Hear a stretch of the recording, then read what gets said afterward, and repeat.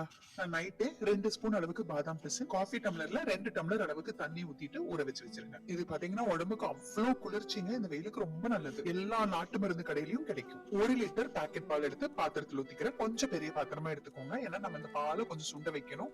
பெரிய பாத்திரமா இருந்தாதான் பொங்கி பொங்கி வெளியில வராது. ஹை ஃபிளேம்ல வச்சுக்கோங்க. பொங்கி வரும்போது அடுப்பு கம்ப்ளீட்டா சிம் பண்ணிட்டு ஒரு கரண்டி உள்ள போட்டுருங்க.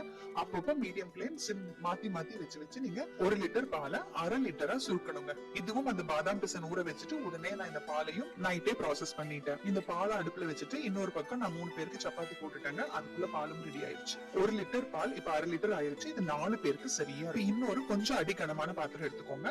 சின்ன டம்ளர்ல 1 டம்ளர் அளவுக்கு சர்க்கரை சேர்த்திருக்கேன். நீங்க இப்ப அவைலபிளா இருக்கிற பிரவுன் சுகர் கூட சேர்த்துக்கலாம், இல்ல கருப்பட்டி கூட சேர்த்துக்கலாங்க. கருப்பட்டி சேர்த்து கொஞ்சம் தண்ணி ஊத்தி கரைச்சிட்டு பால் ஊத்திக்கலாம். நான் வந்து இந்த சுகரை கேரமலைஸ் பண்ணிருக்கேன் இந்த கலருக்காக. இப்ப நான் அடுப்பு ஆஃப் பண்ணிட்டேன். அடுப்பு ஆஃப் பண்ணிட்டு இப்ப பால் நம்ம சுண்ட வச்சு வச்சிருக்கோம் பாருங்க, அதை வந்து இது கூட ஊத்துறேன். ஊத்தும் போது கொஞ்சம் பொறுமையா ஊத்துங்க, ஏன்னா படப்படம் தெரிக்கும் சூடா இருக்கிறதுனால பாத்திரம். இப்ப அந்த கேரமலைஸ் பண்ண சுகர் வந்து கொஞ்சம் கட்டி கட்டியா இருக்கு.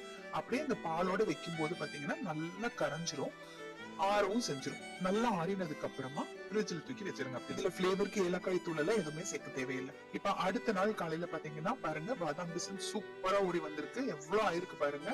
இதுவே 4 பேருக்கு சரியா இருக்கும். பாலும் சூப்பரா ஜில்லுன்னு ஆயிருக்கு. நல்லா கெட்டியாவும் இருக்கு. பாத்தீங்களா, இந்த அளவுக்கு இருக்கணும் பால். அப்பதான் சிக்கர்